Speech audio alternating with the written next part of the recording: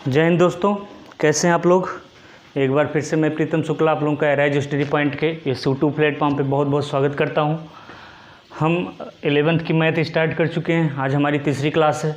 First class में हमने definition को समझा, एप्सिलॉन के साइन के बारे में समझा, सेट को अच्छे से समझा। दूसरे वीडियो में हमने देखा कि सेट को हम किस तरीके से रिप्रेजेंट करते हैं, किस तरीके से लिखते हैं, जिसमें आपने दो पद्धतियों का जिक्र सुना होगा। एक रोस्टर फॉर्म या लिस्ट फॉर्म, जिसको हम दूसरे वीडियो में बहुत अच्छे से कवर किए हैं। उसमें कुछ बातों को हमने नोट करके लिखा, ध्यान में रखा और कई एग्जाम्पल दिया।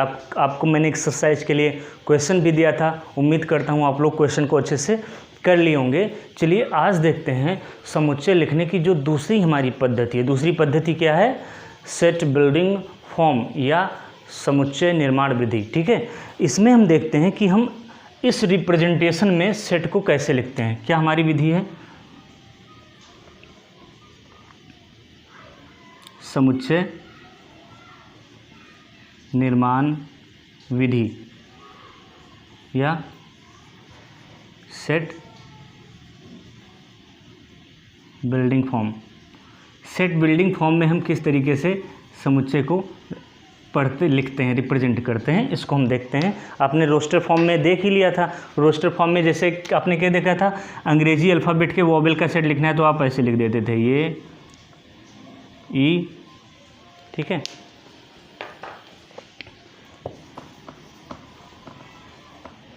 ऐसे लिख देते थे आप। क्या कैसे? ए ई आई ओ यू, और उसके बाद में ब्रेकस में से बंद कर देते थे आप। क्या हो जाता था? Roster form.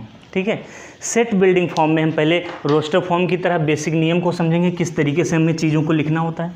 देखिए, जो आपका सेट होता है ये किसी ना किसी एक वेल डिफाइंड डेफिनेशन को ये फॉलो करता है, किसी एक वेल डिफाइंड क्राइटेरिया को फॉलो करता है, और उस क्राइटेरिया के तहत आप उसी को रोस्टर फॉर्म में लिखे। अभी जैसे बोल दिया गया अंग्रेजी अल्फ़ाबेट के सभी स्वरों का समुच्चय, तो आपने रोस्टर में कैसे लिखा? ए लिखा और ब्रैकेट में क्या लिख लिया? अंग्रेजी वर्णमाला के सभी स्वरों का समुच्चय। स्वर के अलावा और कोई चीज़ आपने कॉन्सोनेंट तो लिखा नहीं, बी सी जेड इस सब का तो जिक्र आया नहीं ना।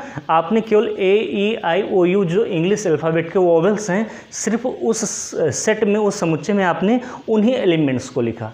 कहने का मतलब है जो आपका सेट होता है वो सेट किसी ना किसी, सेट के जो एलिमेंट्स होते हैं किसी न किसी डेफिनेशन को या डिफाइन चीज़ों को वो फॉलो करते हैं। ठीक है, तो कहने का मतलब है जब हम सेट बिल्डिंग रोस्टर फॉर्म पढ़ते हैं तो उसमें क्या करते हैं हम? उसमें हम जो हमारे एलिमेंट्स होते हैं उनको हम एक एक करके लिखते हैं, कॉमा से सेपरेट करते हैं और फिर कर्ली ब्रैकेट में इनक्लोज कर देते हैं। ठीक है, ये हमारा रोस्टर फॉर्म होता है। लेकिन हम समुच्चय निर्माण में क्या करते हैं, एक ऐसी उसमें कोई सेट है रोस्टर फॉर्म में लिखा हुआ है, एक ऐसी उसमें बात को ढूंढते हैं, एक ऐसी चीज़ों को सोचते हैं जो पूरे एलिमेंट्स पर सटीक बैठती हो, पूरे एलिमेंट्स के लिए कॉमन हो। जैसे अंग्रेजी वर्णमाला के, बार बार एग्जाम्पल ले रहा हूँ क्योंकि ये ज़्यादा आपको समझ में आएगा। इसके बाद और हम एग्जाम्पल्स देखेंगे इसमें भी। अंग्रेजी वर्णमाला के सभी स्वरों का समुच्चय। ठीक है, तो आपने रोस्टर फॉर्म में कैसे लिखा जाता है आपने देख लिया। अब समुच्चय निर्माण विधि में हम कैसे लिखते हैं, इसके डेफिनीशन को हम वहाँ पर लिख देते हैं। ठीक है, जो लाइन आप लिखते थे उसको आप रोस्टर फॉर्म में बनाते थे, उसी डेफिनीशन को, क्योंकि लिख देंगे अंग्रेजी वर्णमाला के स्वरों का समुच्चय, क्या लिख देंगे, और उसको मझले ब्रैकेट में बंद कर देंगे। लेकिन इसके भी लिखने का क्या होता है? तरीका होता है। तो सबसे पहले हम देखते हैं, तरीके पे बात करते हैं। जैसे तरीका क्या होता है, जैसे कहा गया, एग्जाम्पल आपको समझा रहे हैं, फिर तरीके पर लिखवाएंगे आपको। अंग्रेजी वर्णमाला के सभी स्वरों का समुच्चय। आप लोगों के खुशी के दिन आ गया आज हम एक्सरसाइज करेंगे, जिसके लिए आप लोग उतावले रहते हैं। ठीक है, अभी देखना 2 वीडियो अगर देख लिए होंगे, तीसरा वीडियो जो आज समझा रहे हैं इसको देख लेंगे ना, तो एक्सरसाइज इसे चुटकी में आप कर ले जाएंगे, किसी के हेल्प की ज़रूरत तक नहीं पड़ेगी। इवन मुझे भी त्याग दोगे आप, मेरे भी हेल्प की ज़रूरत इसमें नहीं पड़ेगी। देखिए, अंग्रेजी वर्णमाला के सभी स्वरों का समुच्चय। रोस्टर फॉर्म में आप कैसे लिखते थे? रोस्टर फॉर्म में ऐसे लिख देते थे सभी स्वरों के समुच्चय को। ए मान लीजिए कि स्वरों का समुच्चय है और लिख दिए ए ई आई ओ यू, ये आपका रोस्टर फॉर्म हुआ। लेकिन हमें आज क्या पढ़ना है, सेट बिल्डिंग फॉर्म पढ़ना है। सेट बिल्डिंग फॉर्म में हम देखेंगे किस तरीके से समुच्चय को हम रिप्रेजेंट करते हैं। ठीक है, चलिए देखो, इसमें इसके डिफिनीशन को हम अक्षरशः यहाँ पर लिख देते हैं। ठीक है, लेकिन एक तरीके के अंतर्गत लिखते हैं, ऐसे करते हैं। वी एक ऐसा सेट है, अंग्रेजी अल्फ़ाबेट से लिखते हैं ना समुच्चय को, जिसमें क्या है, अंग्रेजी वर्णमाला के सभी अक्षर हैं। तो इसको ऐसे लिखते हैं, एक्स सच दैट एक्स, ठीक है, एक्स सच दैट एक्स अंग्रेजी वर्णमाला के स्वरों का समुच्चय। क्या लिख देते हैं, एक्स सच दैट एक्स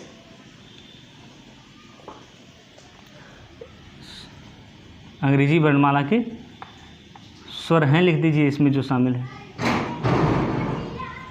कहने का मतलब है कि इसमें क्या लिखे, सीधे डिफिनीशन, एक्स सच दैट, इसको एक्स सच दैट एक्स अंग्रेजी वर्णमाला के स्वर हैं।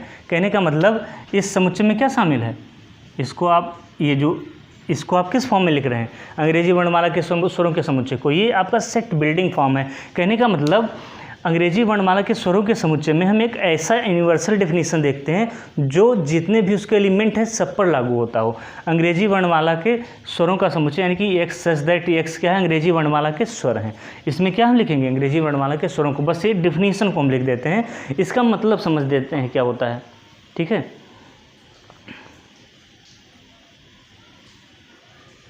या इसको इंग्लिश मीडियम वाले कैसे लिख लेंगे, x such that X, X such that X all vowels in English alphabet.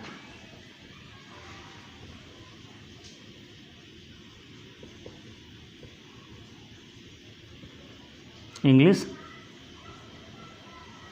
Alphabets, ठीक है, ऑल ओवेल्स इन किस में, इंग्लिश अल्फ़ाबेट, इसको ऐसे लिख लेंगे, x such that X all vowels in English alphabet. अभी हम समझाते हैं इस सबका मतलब क्या होता है और कैसे इसको पढ़ते हैं, इसके पढ़ने की विधि क्या है। ठीक है, चलिए देखिए, इसको हम समझते हैं, यहाँ पर इधर समझ लेते हैं ना, दिख रहा होगा आपको, एक्स सच दैट एक्स, क्या लिखा है, एक्स सच दैट एक्स। इसको कैसे क्या पढ़ते हैं, इसका मतलब क्या होता है, मीनिंग क्या होता है, देखते हैं। एक्स सच दैट एक्स, ठीक है, देखो एक्स क्या है, जो ये एक्स है ये ऑल एलिमेंट को शो कर रहा है।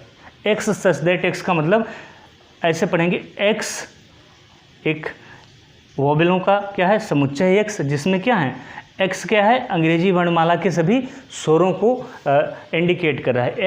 एक्स का मतलब क्या हुआ, एक्स का मतलब अंग्रेजी वर्णमाला के सभी स्वर, एक्स का मतलब ए हुआ, एक्स का मतलब ई हुआ, एक्स का मतलब आई हुआ, एक्स का मतलब वो हुआ, एक्स का मतलब यू हुआ। कहने का मतलब ये अंग्रेजी वर्णमाला के सभी क्या है, स्वरों का समुच्चय है एक्स। और इसको क्या पढ़ते हैं, कोलोन, ठीक है, ये क्या है,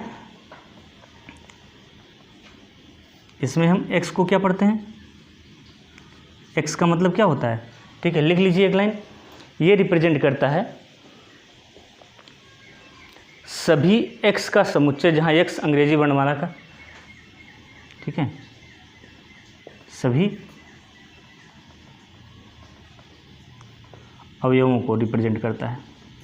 यानी कि एक्स के अंतर्गत क्या आएगा, अगर वोवेल में देखेंगे तो एक्स का मतलब ए, ई, आई, ओ और यू, ठीक है। अगर इसके अंतर्गत देखेंगे तो एक्स सभी अवयवों को रिप्रेजेंट करता है कि एक्स ऐसे अवयवों का समुच्चय है, सच दैट, इसको क्या बोलते हैं, कोलोन, कोलोन बोलते हैं ना, कोलोन एक साइन है, ठीक है, और इसको किस रूप में पढ़ते हैं, सच दैट पढ़ते हैं कोलोन को। सच दैट का मतलब होता है, ठीक है, सच दैट का मतलब क्या होता है, यहाँ पर इसको समझते चलेंगे। सच दैट का मतलब होता है, हिंदी में बोलते हैं, हिंदी में बोलेंगे जहाँ, ठीक है, ठीक है, क्या बोलेंगे, जहाँ। देखो अब इसको पढ़ेंगे कैसे, ये बॉक्स में चीज़ों को लिख लीजिएगा कि x such that X, x का मतलब क्या होता है, एक्स सभी एलिमेंट के लिए होता है, एक्स क्या है, सभी एलिमेंट है, ये जो सभी एलिमेंट मतलब अंग्रेजी वर्णमाला के स्वर हैं, तो एक्स के अंतर्गत क्या आ जाएगा, ए ई आई ओ यू को रिप्रेजेंट करेगा। और एक कोलोन किसको, सच दैट को या जहाँ को रिप्रेजेंट करता है, ऐसे पढ़ते हैं एक्स सच दैट एक्स, लेकिन ठीक है, जैसे सभी स्वरों के समुच्चय, इसको इसका मतलब क्या हुआ, इसका अर्थ क्या हुआ, इस फॉर्म में एक्स सच दैट एक्स के रूप में, इसका मतलब हुआ,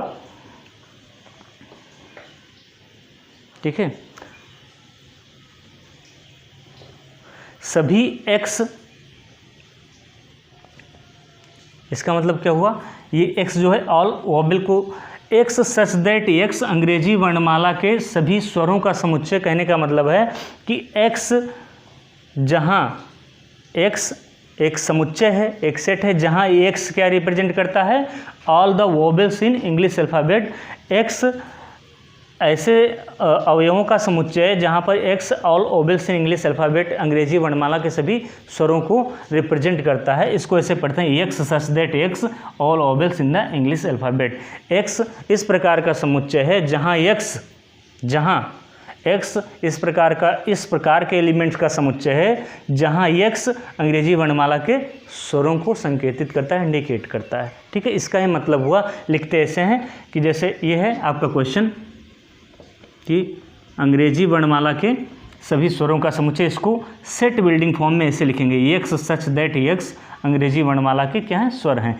इंग्लिश में लिखेंगे X such that X all vowels in English alphabets. कोई दिक्कत, ठीक है, ऐसे सेट बिल्डिंग फॉर्म में हम लिखते हैं। ये मतलब समझ लीजिएगा, इसका मतलब क्या होता है, एक्स क्या है, सभी समुच्चय के जो है समुच्चय के सभी अवयवों को एक्स रिप्रेजेंट करता है, और एक कोलोन का चिन्ह है, इसका मतलब होता है सच दैट पढ़ते हैं इसको इसमें, या इसका मतलब जहाँ होता है। ठीक है, चलिए अगला एग्जाम्पल लेकर के चीज़ों को आज समझने की कोशिश करते हैं।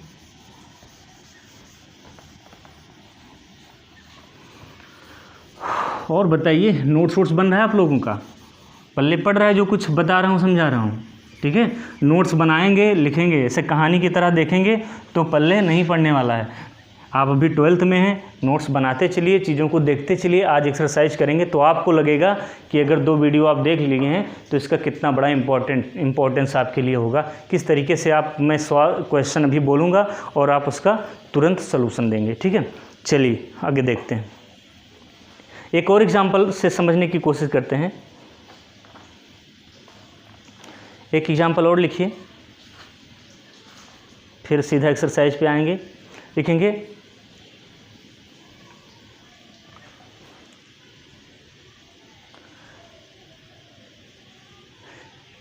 तीन से बड़े,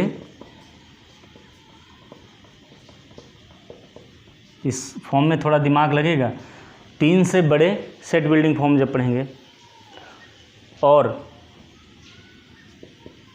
3 से बड़ी और 10 से छोटी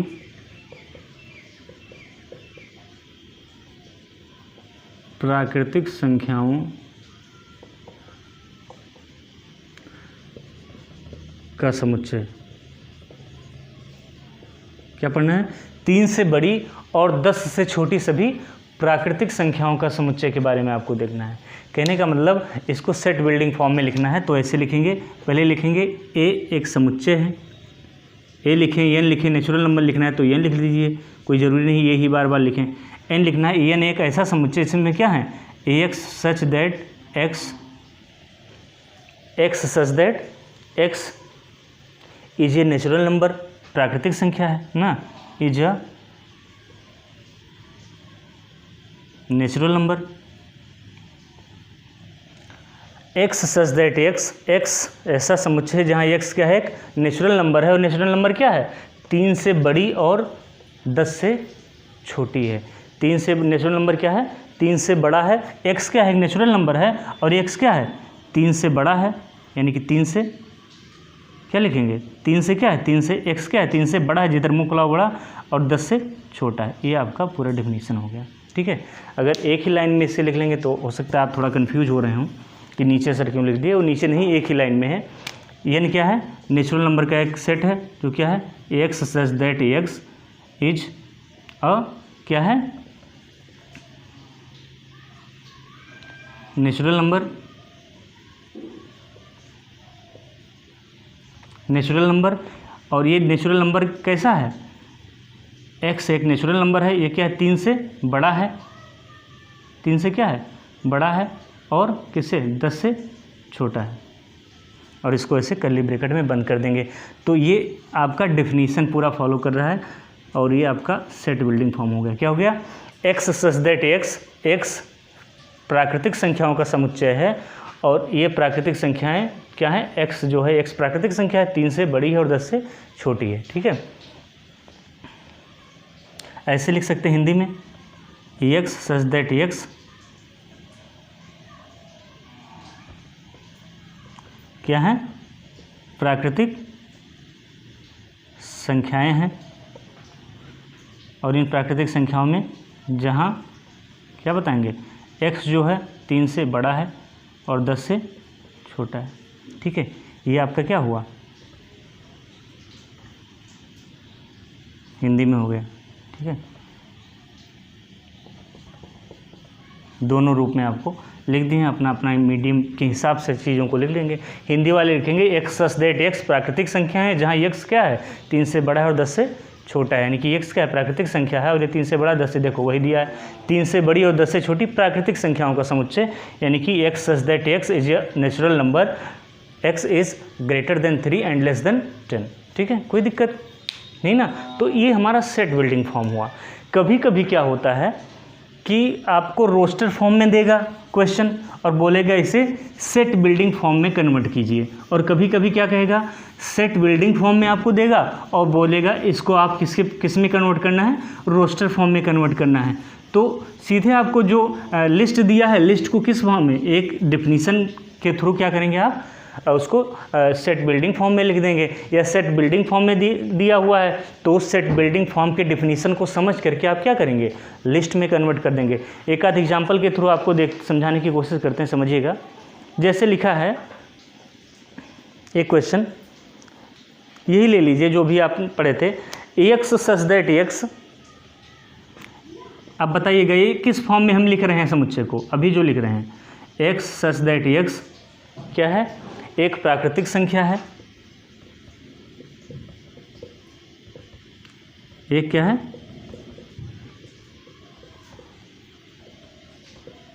प्राकृतिक संख्या है।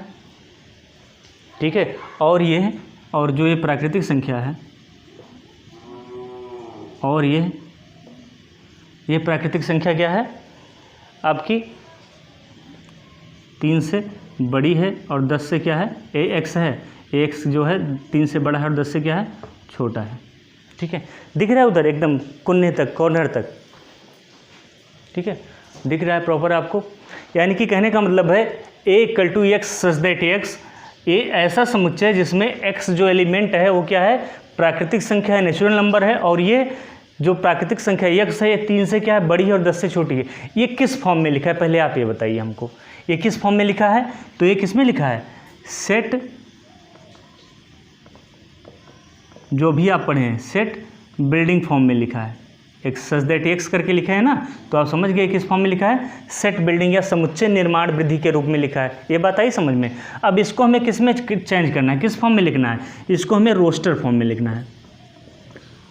किस में लिखना है, रोस्टर फॉर्म में से हमें लिखना है, इसी चीज़ को हमें रोस्टर फॉर्म में लिखना है। तो ए समुच्चय को इंडिकेट करता है, ये लिख लेंगे, ब्रैकेट लगा देंगे, चीज़ों को ब्रैकेट में ही यहाँ भी लिखते हैं। ठीक है, तो क्या है, x क्या है, एक प्राकृतिक संख्या है, और ये संख्या क्या है, ये संख्या क्या है, जो एक नेचुरल नंबर है, ये 3 से बड़ी है और 10 से छोटी है। तो देख लेते हैं कौन सी नेचुरल नंबर है जो 3 से बड़ी है और 10 से छोटी है, यानी कि 2 है, 2 नहीं है, क्योंकि 2 क्या है, 3 से बड़ा नहीं है। ठीक है, 3 तो 3 के बराबर है, लेकिन क्या कह रहा है x का मतलब 3 से छोटी, तो 3 से बड़ी, 3 से बड़ा क्या है, 4 है। ठीक है, फिर 5 है, 6 है, 7 है, 8 है, 9 है, 10 लेंगे, नहीं लेंगे, क्योंकि 10 से छोटा हमें लेना है, 10 तो बराबर हो जाएगा, यानी कि 4, 5, 6, 7, 8, 9 ये क्या है, ये जो संख्याएं हैं ये सभी प्राकृतिक संख्याएं हैं, और ये संख्याएं क्या हैं, इस डिफिनीशन को फॉलो कर रही हैं। कहने का मतलब ये सभी संख्याएं क्या हैं, 3 से बड़ी हैं, 4 से स्टार्ट हो रही है, क्या है 10 से छोटी, यानी कि 4 से लेके आप 9 तक जाएंगे। तो ये जो एलिमेंट होंगे ये इस डिफिनीशन को फॉलो कर रहे हैं। तो हम क्या करते हैं, जब रोस्टर फॉर्म में लिखते हैं तो सभी इसी सारे एलिमेंट्स को हम अलग अलग करके लिख देते हैं। जैसे अब यहाँ लिख देंगे 3 4, 3 नहीं लिखेंगे ना, 3 तो बराबर हो 4 5 6 7 8 और 9। यानी कि चाहे आप कहें इसी कलेक्शन को, इसी सेट को, चाहे आप सेट बिल्डिंग फॉर्म में बोलें कि ए क्या है, x का ऐसा समुच्चय है जहां x प्राकृतिक संख्या है और यह संख्या प्राकृतिक संख्या 3 से बड़ी है और 10 से छोटी है। चाहे आप ऐसे लिख लें a बराबर क्या हो गया 4 5 6 7 8 9। इसका मतलब भी तो यही हुआ ना। अब कभी आपको यही देगा, ये देगा, क्या देगा, रोस्टर फॉर्म देगा। अब आपको क्या लिखना है, रोस्टर फॉर्म से इस फॉर्म में लिखना है, तो यही चीज़ लिख देंगे। क्या है, ये सारी क्या है, प्राकृतिक संख्या है। तो अब लिखेंगे x सच दैट x क्या है, प्राकृतिक संख्या है और ये प्राकृतिक संख्याएं क्या हैं, 3 से बड़ी हैं और 10 से छोटी हैं। आपका ये कन्वर्टर हुआ। तो कहने का मतलब कभी कभी आपसे क्वेश्चन पूछता है, ऐसे देगा सेट बिल्डिंग फॉर्म देगा आपको और कहेगा किस में कन्वर्ट करो, रोस्टर फॉर्म में कन्वर्ट करो। कभी कभी ऐसे रोस्टर फॉर्म में आपको देगा और कहेगा किस में कन्वर्ट करो, आप सेट बिल्डिंग फॉर्म में कन्वर्ट करो। ठीक है, तो बस यही देखना है कि जो ये डिफिनीशन है, इस डिफिनीशन को फॉलो करके आपको एलिमेंट को फाइंड कर लेना है और उस एलिमेंट को कॉमा के द्वारा सेपरेट करके कर्ली ब्रैकेट में, मछली ब्रैकेट में हम रोस्टर फॉर्म में लिख देंगे। ठीक है, तो बस ये देखो दोनों फॉर्म में पढ़ चुके हो। ये क्या है आपका सेट बिल्डिंग फॉर्म है और ये क्या है, रोस्टर फॉर्म है। आप इसी चीज़ को, सेट बिल्डिंग फॉर्म को आप रोस्टर फॉर्म में कन्वर्ट कर दिए, एलिमेंट फाइंड किए, उसको ऐसे लिख दिए रोस्टर रूप में जैसे लिखते हैं।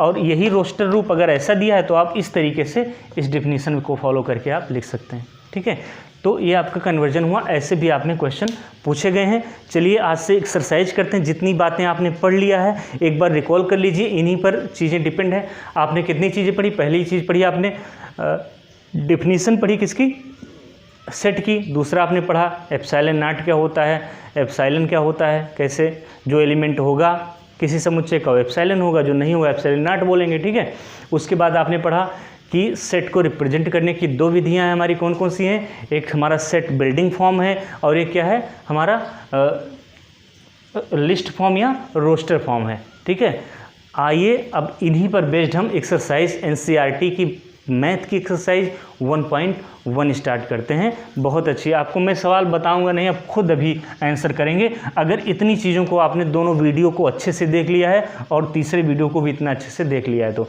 जब आप यहाँ तक वीडियो देख लें तो उसके बाद अपना नोट्स फिर से रिवीजन कर लीजिए। यहाँ तक देखने के बाद में जहाँ मैं बोल रहा हूँ, यहाँ के बाद अपना नोट्स फिर से रिवीजन करिए, फिर एक्सरसाइज लगाइए, बहुत मज़ा आपको आएगा। इस बात को जो स्टूडेंट फॉलो करेगा वो मेरा सबसे प्रिय स्टूडेंट होगा और उसको सबसे अच्छी मैथ आने वाली है आने वाले समय में। ये बात आप जान लीजिए, चाहे वो मैथ में कितना भी कमज़ोर रहा हो, बस यहाँ तक पढ़ने के बाद आपको चीज़ें रिवीजन कर लेनी है, फिर आगे बढ़ना है। ठीक है, आज हम समुच्चय का एक्सरसाइज 1.1 करने जा रहे हैं।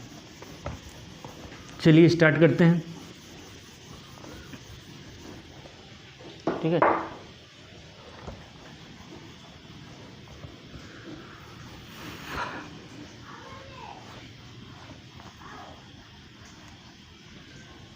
समुच्चय पढ़ रहे हैं ना, वही हेडिंग पड़ी हुई है। चलिए, एनसीईआरटी की बुक आपके पास होगी नहीं। देखो 2 काम करिए एनसीईआरटी की बुक के लिए। पहला काम तो ये करना है कि मोबाइल का एक एप्लीकेशन है ई पाठशाला, उस पर जाएंगे तो इस तरीके से आपको पूरी बुक मिल जाएगी। जैसे एक्सरसाइज 1.1 आपको दिख रहा है, ये पूरी बुक है।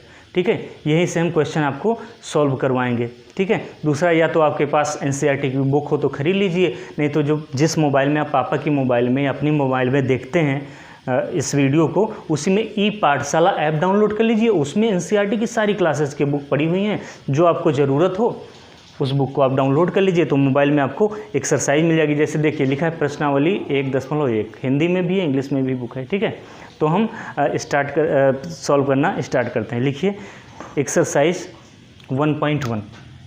कौन सी एक्सरसाइज पढ़ेंगे, समुच्चय की जो एक्सरसाइज हमारी है 1.1, इसको आज हम पढ़ना स्टार्ट करेंगे। एक्सरसाइज 1.1। चलिए, मेरे पास तो बुक भी है, मोबाइल में भी अपलोडेड है, आप भी कर लीजिए। ठीक है, देखिए पहला जो क्वेश्चन आपका है,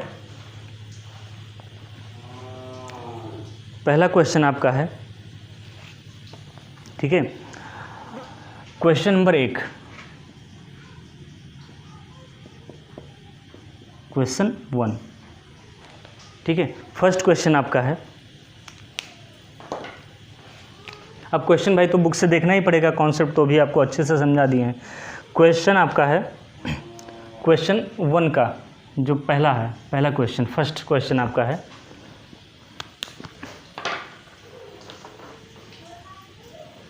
पहला क्वेश्चन कह रहा है कि the collection of all months, question आपका है क्या पहले देख लीजिए, which of the following are set, which of the following, which of the following are क्या है, सेट।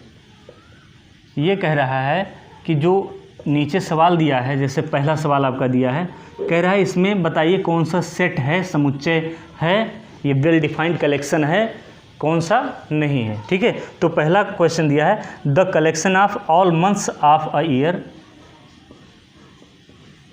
क्वेश्चन लिख रहा हूँ, कलेक्शन ऑफ, आपके पास बुक हो तो बहुत अच्छा रहेगा, हमको समझाते ज़्यादा लिखना नहीं पड़ेगा। The collection of all months of a year,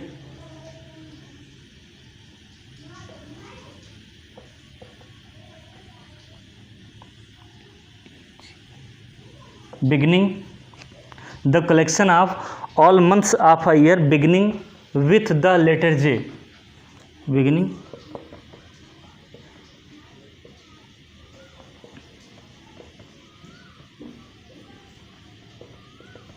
देखो हिंदी में जो नहीं समझ पाएंगे लेकिन समझ लेंगे इस चीज़ को। The collection of all months, आप हिंदी की इंग्लिश की बुक डाउनलोड के लिए कोई अंतर नहीं है, मैं दोनों में बोल रहा हूँ, आप समझ जाएंगे। The collection of all months a year beginning with the letter J, ठीक है।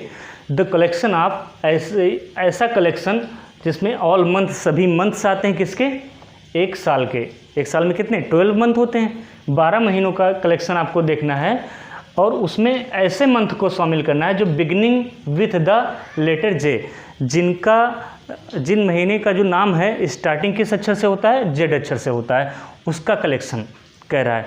तो बताइए वेल डिफाइंड कलेक्शन है, इसको आप डिफाइंड कर सकते हैं कि नहीं कर सकते हैं, ठीक है। कर सकते हैं, क्योंकि ऐसा तो नहीं है कि आप नहीं जानते कि 12 मंथ में कौन कौन से मंथ है जो जेड से स्टार्ट होते हैं, जानते हैं ना आप कौन कौन से। जैसे जनवरी किससे शुरू होता है, जे से शुरू होता है आपका। फरवरी एफ से होता नहीं होगा, मार्च, अप्रैल, मई, फिर जून और जुलाई, अगस्त, सितंबर, अक्टूबर, नवंबर, दिसंबर, बस। यानी कि जनवरी, जून और जुलाई, ये 3 ऐसे मंथ्स हैं जिनका स्टार्ट क्या होता है, जेड अल्फ़ाबेट से होता है। कहने का मतलब ये क्या है, हमारा डिफाइंड कलेक्शन है। The collection of all months a year beginning with the letter J, क्या है, हमारा डिफाइंड है, इसको हम फाइंड कर सकते हैं। इसलिए क्या बोलेंगे, ये एक प्रकार का समुच्चय, एक सेट है। आप कहेंगे कि हाँ ये एक समुच्चय है, क्योंकि अंग्रेजी मंथ के जो जेड अक्षर से स्टार्ट होने वाले मंथ हैं वो क्या हैं, डेफिनिट हैं, परिभाषित हैं, उनको हम डिफाइन कर सकते हैं। आप फाइंड कर लिए ना, जे, जनवरी, जून, जुलाई, तो बता देंगे। हेंस इस प्रकार का है, एक सेट है, ठीक है। लिखना होगा, लिख भी लेंगे कि हाँ ऐसे लिख सकते हैं, the collection of all months of a year beginning with the letter J इस क्या है, वेल डिफाइंड है। क्या है, वेल डिफाइंड है, इसलिए क्या कह सकते हैं, कलेक्शन ऑफ ऑब्जेक्ट्स, ये क्या है, ये सेट है, because you can definitely identify the month, किससे, month of the year beginning with the letter J, ठीक है। क्योंकि आप डिफाइंड कर सकते हैं कि जो 12 मंथ हैं उसमें से 3 ऐसे मंथ हैं जो जे से शुरू होते हैं। कहने का सेंस आप समझ रहे होंगे। आप सेट में क्या पढ़ते हैं, well defined collection is called set, ठीक है। तो ये है ना well defined collection, the collection of all months a year beginning with J. आपसे ये नहीं कह रहा है इसको रोस्टर फॉर्म में लिखिए या सेट बिल्डिंग फॉर्म में लिखिए, बस आपसे हाँ या ना पूछ रहा है कि ये जो सेंटेंस दिया गया है ये आपके सेट के डेफिनीशन को या सेट को रिप्रेजेंट कर रहा है कि नहीं, सेट के डेफिनीशन को फॉलो कर रहा है कि नहीं। तो आप बताएंगे हाँ, क्योंकि ये डेफिनिट कलेक्शन है इसलिए सेट के अंतर्गत आएगा, ठीक है। ये क्या है, आपके सेट के डेफिनेशन को फॉलो कर रहा है, ठीक है। नेक्स्ट क्वेश्चन आप देखेंगे, जो मैं सेंटेंस बोल रहा हूँ उसको आप लिख लीजिएगा, ठीक है। नेक्स्ट लिखेंगे, नेक्स्ट क्वेश्चन है आपका, अगला क्वेश्चन है द कलेक्शन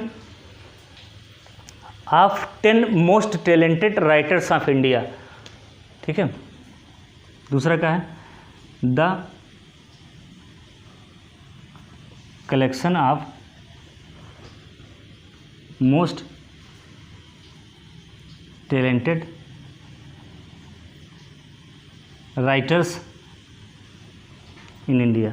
इसका एग्जाम्पल हमने लिया भी है, आपको जब समझा रहे थे चीज़ों को तभी बताए हैं कि आज दूसरे वीडियो की स्टार्टिंग में the collection of most talented writers in India, ये बताना है कि ये सेट है कि नहीं है। सेट क्या होता है, वेल डिफाइंड कलेक्शन होता है, तो ये वेल डिफाइंड है कि नहीं है। देखो, the collection of all most talented writers, जो इंडिया के मोस्ट टैलेंटेड राइटर हैं उनका कलेक्शन आपको बनाना, बना पाएंगे? नहीं बना पाएंगे, क्योंकि आपको बताया गया था कि मोस्ट टैलेंटेड राइटर को सर्टिफाई करने का या आइडेंटिफाई करने का कोई निश्चित क्राइटेरिया नहीं है। बताया ना, कोई सोनेट अच्छी लिखता है तो उसमें वो टैलेंटेड है, कोई इपिक या पोएम अच्छी लिखता है, सोनेट अच्छी लिखता है, या कोई फिक्शन अच्छा लिखता है उसमें टैलेंटेड है, कोई स्क्रिप्ट राइटिंग करता है उसमें टैलेंटेड है।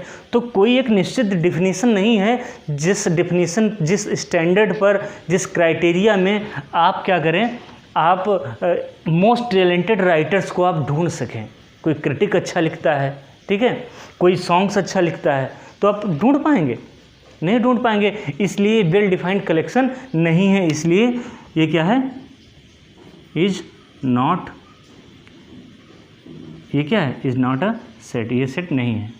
ठीक है, because it is not well defined collection, because we have no any standard, no any criteria to measurement the talented writers, most talented writers in India. ठीक है, इनके मापन का कोई एक स्टैंडर्ड नहीं है, कोई क्राइटेरिया नहीं है। ठीक है, कि हम उस क्राइटेरिया पर नाप लें कि कौन मोस्ट टैलेंटेड होगा, कौन नहीं होगा। ठीक है, इसलिए ये क्या है, एक वेल डिफाइंड कलेक्शन नहीं है। तीसरा क्वेश्चन देखते हैं हम। चीज़ें समझ में आ रही होंगी, नहीं आ रही होंगी तो इसको लिखवा देंगे बाद में, बस ये बताना है सेट है कि नहीं, ये समझ करके। चीज़ें समझ में आ रही ना, अच्छे से आएंगी, बस आपको देखना है कौन वेल डिफाइंड है, कौन नहीं है। इसमें आप कैसे बता सकते हैं मोस्ट टैलेंटेड राइटर कौन है? इसमें तो आप बता सकते हैं कि जे मंथ से कौन सा स्टार्ट हो रहा है, कौन सा मंथ जे अल्फ़ाबेट से स्टार्ट हो रहा है। ठीक है, नेक्स्ट क्वेश्चन देखते हैं और देखेंगे आगे क्वेश्चन, चीज़ें समझ में आएंगी अच्छे से। A team of 11 best cricket batsman of the world. The collection of the team of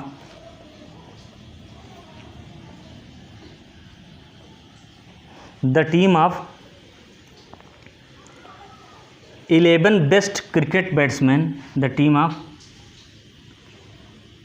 11 best cricket batsmen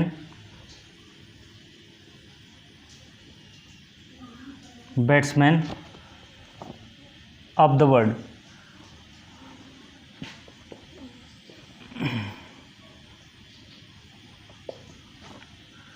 of the world.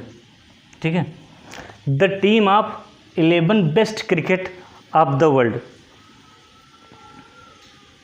ठीक है, ये क्या है, आप किस तरीके से कह सकते हैं कि द टीम ऑफ, क्वेश्चन देख लीजिए, the team of 11 best cricket batsman of the world. ये बताइए वेल डिफाइंड कलेक्शन है कि डिफाइंड कलेक्शन है? आपको अगर वर्ल्ड के बेस्ट 11 क्रिकेट बैट्समैन को पता करना हो तो पता कर सकते हैं। अगर ये कहता क्वेश्चन में कि एक साल के 10 वर्ल्ड के टॉप बैट्समैन, तो आप पता कर लेते। लेकिन क्या होता है, कभी पता चला एक साल कोई दूसरा टॉपर बैट्समैन में है, दूसरे की फॉर्म अच्छी है, वो अच्छा खेल रहा है, किसी दूसरे साल कोई दूसरा बैट्समैन आ गया, तो ईयर तो इसमें बाउंडेशन नहीं पूछा, वर्ल्ड का सबसे मोस्ट टॉप 11 जो बैट्समैन हैं उनमें से सबसे अच्छा बैट्समैन। ठीक है, बेस्ट क्रिकेट बैट्समैन, तो बेस्ट आप किसी को नहीं कह सकते, क्योंकि एक मैच में कोई अच्छा चला, दूसरे में फ्लॉप हो गया, किसको आप बेस्ट बताएंगे? या साल भर कोई अच्छा चला, एक साल कोई दूसरा था, दूसरे साल कोई दूसरा बेस्ट बैट्समैन आ गया, कभी सचिन तेंदुलकर थे, कभी कोहली आ गए, कभी रोहित शर्मा हो गए। ठीक है, तो इस तरीके से आप जो इंडिया के बेस्ट क्रिकेट बैट्समैन हैं उनको, उनका कोई स्टैंडर्ड, कोई पैमाना नहीं जिस पैमाने पर आप उनको बता सकें कि वर्ल्ड के टॉप 11 क्रिकेट बैट्समैन है, ठीक है, क्योंकि फॉर्म चेंज होती रहती है साल दर साल। बेस्ट बैट्समैन या जो टॉप 11 होता है या टॉप 10 होता है, बदलता रहता है, ठीक है। तो ये क्या है, इज नॉट ए सेट, ठीक है। नेक्स्ट क्वेश्चन देखते हैं। एक ही क्वेश्चन आपको करवाएंगे, आप चिंता करने की ज़रूरत नहीं है। बस कुछ क्वेश्चन जो बोलेंगे कि आप घर से सोच के करिएगा, उसको हम बता देंगे, समझा देंगे। एक और क्वेश्चन है आपका, नेक्स्ट क्वेश्चन है, सुनिए आप क्वेश्चन, लिखिए अपने पेज में, कॉपी में लिखिए, फिर उस चीज़ को हम समझा रहे हैं। लिखिए the collection of all boys in your class. Fourth question, the collection of all boys in your class. The collection of all boys in your class, ठीक है। ये बताइए सेट है कि नहीं है। ये देखो बता सकते ना, आपके क्लास में जितने भी स्टूडेंट हैं उसमें कितने बॉयज़ हैं, इनका आपको सेट तैयार करना है। तो बता देंगे आप कि 10 बॉयज़ हैं कि 14 बॉयज़ हैं कि 15 बॉयज़ हैं कि 20 बॉयज़ हैं, बता सकते ना आपके क्लास में कितने बॉयज़ हैं। तो ये क्या है, एक वेल डिफाइंड कलेक्शन है, इसलिए क्या है, एक सेट है, ठीक है। नेक्स्ट क्वेश्चन देखते हैं, 5वां question, the collection of all natural number less than 100। The collection of all natural number less than क्या है, 100, ठीक है। The collection of all natural number, सभी प्राकृतिक संख्याएं जो 100 से क्या हैं, छोटी हैं, इनका कलेक्शन क्या है, वेल डिफाइंड कलेक्शन है। 1 से लेकर 99 तक आप काउंट कर सकते हैं, डिफाइन कर सकते हैं ना। तो ये क्या है, एक सेट है। देखो इसका मतलब क्या हुआ, हिंदी मीडियम वाले दिक्कत नहीं करें। The collection of all natural number, सभी किसका, नेचुरल नंबर का सेट, लेस देन, छोटा है किससे, 100 से, यानी कि 100 से छोटी सभी प्राकृतिक संख्याओं का समुच्चय क्या है, सेट है कि नहीं है। तो बताएंगे हाँ है, क्योंकि 100 से नीचे की जितनी प्राकृतिक संख्याएं 1 से लेकर 99 तक, 99 तक, उसको हम काउंट कर सकते हैं, कलेक्ट कर सकते हैं, इसलिए क्या है, वेल डिफाइंड कलेक्शन है, इसलिए इसको हम सेट बोलेंगे। 6वां क्वेश्चन देखेंगे, ठीक है। 6वें क्वेश्चन में आइए, a collection of novels written by the Munshi Premchand, ठीक है। देखिए अब 5 क्वेश्चन बताए ना, 6, 7, 8 आप खुद लगाइएगा, 6, 7, 8 मैं एक और लिख आपको बता देता हूँ। देखिए 6वां क्वेश्चन है, अ कलेक्शन ऑफ नॉवेल्स उपन्यास का समुच्चय, written by the writer Munshi Premchandra के द्वारा लिखे गए सभी उपन्यासों का समुच्चय। तो कुछ उपन्यास मुंशी प्रेमचंद से लिखे हैं, जैसे पढ़े होंगे ना, गोदान, गबन, ये सब शायद मुंशी प्रेमचंद के उपन्यास हैं, ठीक है। तो कहता है कि मुंशी प्रेमचंद्र के द्वारा लिखे गए उपन्यासों का समुच्चय। ये बताइए वेल डिफाइंड कलेक्शन है कि नहीं है, है। कुछ उपन्यास लिखे हैं, आप उसको कलेक्ट कर सकते हैं, ठीक है। नेक्स्ट देखते हैं, क्वेश्चन नंबर 1 के 7वें पार्ट को देखते हैं, 7वें क्वेश्चन को देखते हैं। The collection of all even integers, सभी इवन इंटीजर विषम पूर्णांकों का समुच्चय, कह सकते हैं ना, फाइंड कर सकते हैं। ऑल विषम इंटीजर बोल सकते हैं क्या, the collection of all even integers, -3, ठीक है, -5, -1 या +3, +5, +7, ये सब क्या है, ये निगेटिव इंटीजर है, पॉजिटिव इंटीजर, लेकिन है क्या सब, ये सब इवन पूछ रहे हैं ना, मैंने ओड लिख दिया। इवन देखिए 2, 4, 5, 6, 8, ये सब क्या है, इवन इंटीजर है। इधर -2, -4, -5, ये सब क्या है, इवन इंटीजर है। कहने का मतलब, अब ये जो डॉट है, ये डॉट जो है, 3 डॉट आप लगाते हैं ना, लेकिन एक इसका कहने का मतलब 2, 4, 6, 8, ऐसे 10, 12, यानी कि इधर जितनी भी संख्या आएंगी सब क्या होंगी, पॉजिटिव इवन इंटीजर होंगी, इधर नेगेटिव इवन इंटीजर से सारे नंबर्स होंगे, ठीक है। कहने का मतलब ये जो समुच्चय क्या है, वेल डिफाइंड कलेक्शन है, तो ये क्या होगा, एक सेट होगा, ठीक है। 7वां क्वेश्चन भी क्या होगा, एक सेट होगा। अब नेक्स्ट क्वेश्चन आप देखिए अपने एक्सरसाइज में, देखिए अगला क्वेश्चन आपका है एक्सरसाइज 1.1 का जो 8वां क्वेश्चन है, the collection of question in this chapter, इस अभ्यास में जो देखो प्रश्नावली एक आपकी है तो यहीं से एग्जाम्पल आपको मिल गया। बताइए ये क्वेश्चन नंबर जो आपका एक्सरसाइज 1.1 का कौन सा क्वेश्चन है, 8वां क्वेश्चन है, ठीक है 8वां क्वेश्चन है। 8वां क्वेश्चन कह रहा है the collection of question in this chapter, आपके चैप्टर में जो क्वेश्चन है उनका कलेक्शन कैसा है, सेट है कि नहीं है। तो जितना क्वेश्चन है आप देख सकते हैं ना 20, 25, 30 जितने क्वेश्चन होंगे तो बताएंगे ये एक प्रकार का सेट है क्योंकि इसको हम कलेक्ट कर सकते हैं, इसलिए वेल डिफाइंड कलेक्शन है। और वेल डिफाइंड कलेक्शन को हम क्या बोलते हैं, सेट बोलते हैं। तो हमारा 8वां क्या है, 8वां क्वेश्चन क्या है, एक सेट है, ठीक है। देखते हैं नेक्स्ट क्वेश्चन। 9वां क्वेश्चन आपका है अ collection of most dangerous animals of the world, collection of most dangerous animal of the world. देखो कहने का मतलब कह रहा है कि पूरे विश्व में खतरनाक जानवरों का समुच्चय। तो अब कोई क्राइटेरिया है तय करने का कि कौन जानवर ज़्यादा खतरनाक है कौन कम है, बिच्छू कम है और शेर ज़्यादा है, बताइए नहीं ना, क्योंकि बिच्छू भी खतरनाक है शेर भी खतरनाक, मतलब कोई एक स्टैंडर्ड, कोई एक सर्टेन क्राइटेरिया नहीं है, कोई एक निश्चित पैमाना नहीं है जिसके अंतर्गत हम बता सकें कि फला जानवर, अभी बता रहे हैं कोई गाय आपके यहाँ बहुत बता रहे हैं बहुत मारती वारती नहीं, बहुत सीधी गाय है, पता चले आप दूहने गए लात मार दी आपका हाथ टूट गया तो आपके लिए वो भी डेंजरस हो गई, नहीं हो गई ना। एक मक्खी आकर काट ली, मच्छर काट लेता है तो आपके लिए वो भी डेंजरस है, ठीक है। कहने का मतलब कि वर्ल्ड के जो डेंजरस एनिमल हैं उनको डिफाइन करने का कोई निश्चित पैमाना नहीं है, इसलिए ये एक वेल डिफाइंड कलेक्शन नहीं है। तो इट्स नॉट अ क्या है, नॉट अ सेट, ये सेट नहीं है, ठीक है। 9वां क्वेश्चन। तो आपने 3-4 क्वेश्चन को हमने लिख के 5 क्वेश्चन को बताया, 3-4 क्वेश्चन आपको समझा दिए हैं, आप प्रश्नावली से सॉल्व कर लीजिएगा। नहीं सॉल्व कर पाएंगे तो आप बोल दीजिएगा सर इसका फिर से डेफिनेशन समझा दीजिए। व्हाट्सएप ग्रुप पे आप जुड़े हैं, ठीक है। हमारा टेलीग्राम ग्रुप है, उस पर आपको मटेरियल भी मिल जाएगा, सोल्यूशन भी मिल जाएगा।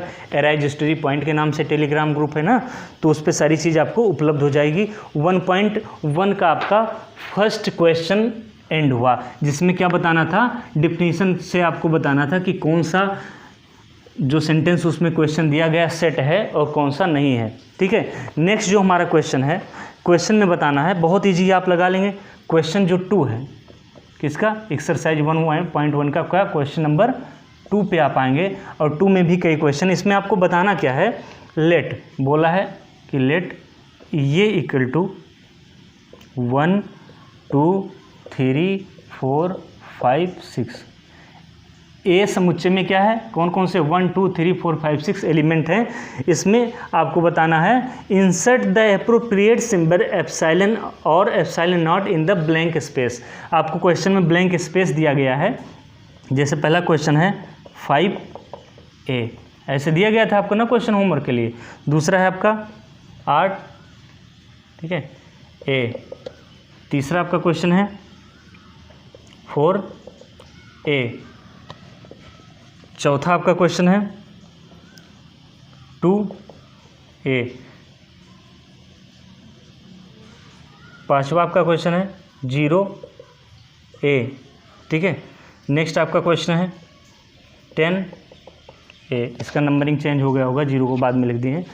अब इस क्वेश्चन में आपको बताना है, दूसरे क्वेश्चन में, इसमें आपको एप्सिलॉन सिंबल भरना है या क्या भरना है, एप्सिलॉन नॉट भरना है, ठीक है। आपको बताया गया था कि अगर ये जो एलिमेंट हैं ये सारे किसके अवयव हैं, ए समुच्चय के एलिमेंट हैं, तो जब ए समुच्चय के एलिमेंट होंगे तो उसको आप किस साइन से लिखेंगे, एप्सिलॉन से लिखेंगे। अगर ये कोई ऐसा एलिमेंट इसमें आप में है जो इस एलिमेंट का पार्ट नहीं है, इस एलिमेंट का पार्ट नहीं है, यानी कि ये ए समुच्चय का अवयव नहीं है, तो वहाँ आप एप्सिलॉन नॉट लिख लेंगे, ठीक है। 1-2 क्वेश्चन मैं इसमें बताऊँगा, जो कहिए आपको बता दें, ठीक है। देखिए कह रहा है दूसरा क्वेश्चन, आप देखिए सेकंड क्वेश्चन 8, इसमें एप्सिलॉन भरेंगे, एप्सिलॉन नॉट भरेंगे, क्या भरेंगे, देखो 8 यहाँ कहीं है, नहीं है ना, तो क्या भरेंगे, एप्सिलॉन नॉट। कहने का मतलब 8 एप्सिलॉन नॉट A, यानी कि 8A का अवयव नहीं है, आपका दूसरा क्वेश्चन है। सब क्वेश्चन आप लगा लेंगे, कोई दिक्कत यहाँ पर। देखो 0 है कि नहीं, तो एप्सिलॉन नॉट भरेंगे। 2 क्या है, 2 है ना, 2A का समुच्चय है तो बनाएंगे 2 एप्सिलॉन A। और बाकी आप भर देंगे। यहाँ क्या होगा बता दे रहे हैं, ये एप्सिलॉन ए होगा क्योंकि 5 यहाँ पर है। ऐसे 4 क्या होगा, एप्सिलॉन ए होगा क्योंकि 4 यहाँ पर है। 0 एप्सिलॉन नॉट ए क्योंकि नहीं है। 10 एप्सिलॉन नॉट ए, 10 भी ए का एलिमेंट नहीं है, ये समुच्चय का अवयव नहीं है। ये आपका दूसरा क्वेश्चन हो गया। ठीक है, टाइम देखते हैं कितना हो गया फिर। ठीक है, टाइम काफ़ी हो गया है। इस एक्सरसाइज के बाकी क्वेश्चन हम अगले वीडियो में करेंगे। अच्छे से अगला वीडियो कम समय के लिए बनेगा, सारे क्वेश्चन कवर कराएंगे। ये सारे क्वेश्चन जो मैं छोड़ दिया हूँ इसको आप कर लेंगे, यानी कि एक्सरसाइज 1.1 का फर्स्ट क्वेश्चन और सेकंड क्वेश्चन आज कंप्लीट हुआ। कल थर्ड और फोर्थ फिफ्थ के बारे में हम पढ़ेंगे। ठीक है, thank you very much. Notes बनाते हैं आप लोग चलिए। ठीक है, मेरी मेहनत का यही गुरुदक्षिणा या फल होगा कि आप नोट्स बनाते चलिए। ठीक है, आज गुरु पूर्णिमा भी है, तो आप लोग कम से कम यही हमसे एक वादा करिए कि आप नोट्स बनाते चलेंगे जितना मैं पढ़ा रहा हूँ। ठीक है, थैंक यू वेरी मच।